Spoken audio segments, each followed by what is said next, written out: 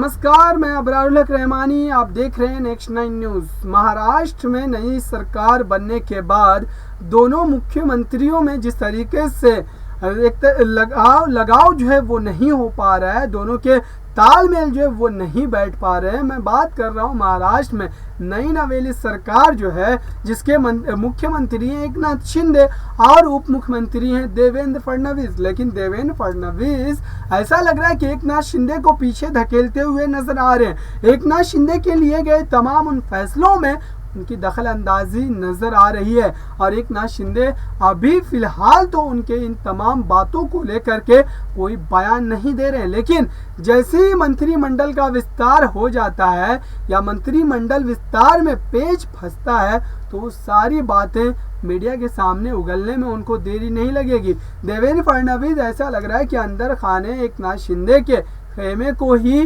कमजोर कर रहे हैं और एकनाथ शिंदे को कहीं ना कहीं अपने विधायकों के नजर में ही गिराने वाला काम कर रहे हैं। क्योंकि आप जिस तरीके से अचानक दिल्ली चले जाते हैं भारतीय जनता पार्टी केंद्रीय नेतृत्व के पास और इसकी खबर तक एकनाथ शिंदे को नहीं होती है। हालांकि एकनाथ शिंदे प्रदेश के मुख्यमंत्री और मुख्यमंत्री होने के नाते सरकार में जो भी एक्टिविटी हो रही है उसकी जानकारी मुख्यमंत्री के पास होनी चाहिए। लेकिन मुख्यमंत्री का बयान जो आता है कि एक देवेंद्र फडणवीस अचानक से दिल्ली चले गए और उनकी तबीयत खराब है और देवेंद्र फडणवीस के साथ एकनाथ शिंदे क्यों नहीं गए, ये भी बड़ी बात है। क्योंकि एकनाथ शिंदे अगर साथ में जाते तो फिर हो सकता था कि महाराष्ट्र की जनता को इतना लंबा इंतजार मंत्रिमंडल विस्तार के लिए नहीं करना पड़ता जितना कि अभी करना पड़ रहा है।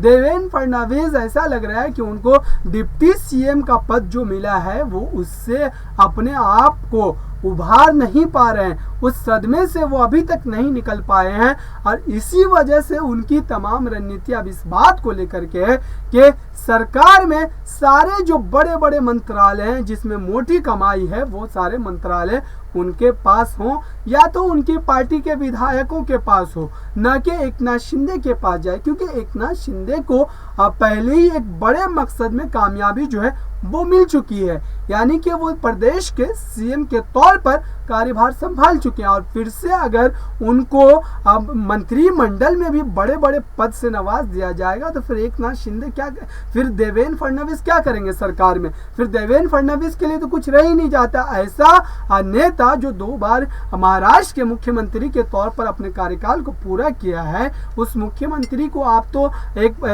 डिप्टी सीएम बना करके उनके साथ भेदभाव कर रहे हैं और साथ ही अगर उनको मंत्रिमंडल में भी कोई बड़ा पद नहीं देता है तो फिर वो उस नेता को पार्टी और उस सरकार से बगावत करने में ज्यादा देर नहीं लगेगी।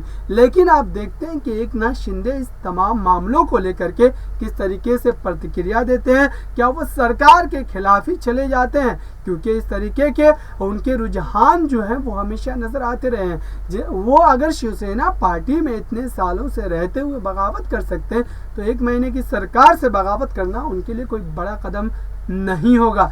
लेकिन देखने वाली बात यही है कि आने वाले समय में क्या होता है, महाराष्ट्र की सरकार स्थिर रह पाती है या अस्थिर हो जाती है। फिलहाल के लिए इतना ही। देखते रहिए ताज़ा तरीन खबरों के लिए नेक्स्ट 9 न्यूज़ को।